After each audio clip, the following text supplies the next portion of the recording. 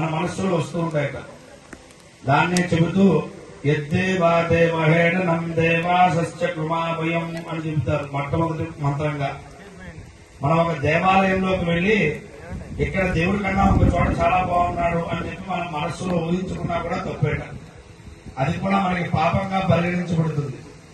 అటువంటి ఎన్నో ఆలోచనల ద్వారా, మన శరీరం ద్వారా, మనస్సు ద్వారా, మాట ద్వారా ఎన్నో పాపాలను మనం మూటగట్టుకుంటూ ఉంటాం.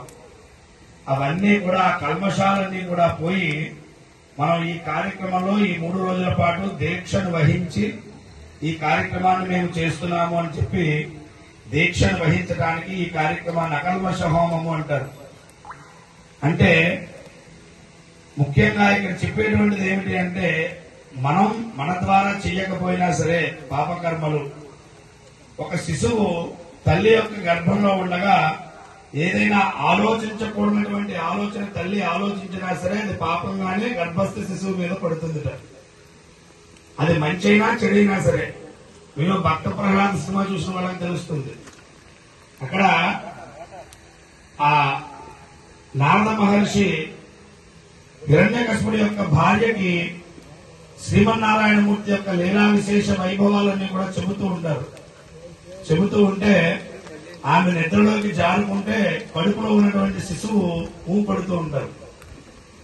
అలాగా గర్భస్థ శిశువుపై పడినటువంటి పాపకర్మలైనా సరే ఏవైనా ఉంటే కనుక అవన్నీ కూడా పోయి ఈ కార్యక్రమంలో మనం పాలు పంచుకోవడానికి అధికారం సంపాదించుకోవడమే ఈ పూజా కార్యక్రమం అంతా కూడా ఈ పూట చేసేటువంటిది.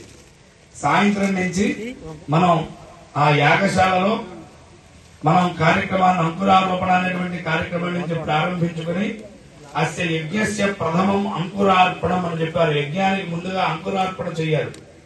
ఆ అంకురారోపణ అనేటువంటి కార్యక్రమాన్ని మనం సాయంత్రం చేసుకుంటాం. ఈ పూట జరిగేటువంటి కార్యక్రమం అంతా కూడా ఈ యజ్ఞాన్ని చేసుకోవడానికి మనం అర్హతను సంపాదించుకుంటున్నాం. అటు యాజమాన్య దంపతులైనా ఇటు చేసేటువంటి ఋత్వికులైనా సరే ఆ కార్యక్రమాన్ని చేసుకోవడానికి చక్కగా సంసిద్ధులమయ్యి కంకణ ధారణ చేసుకున్నారు.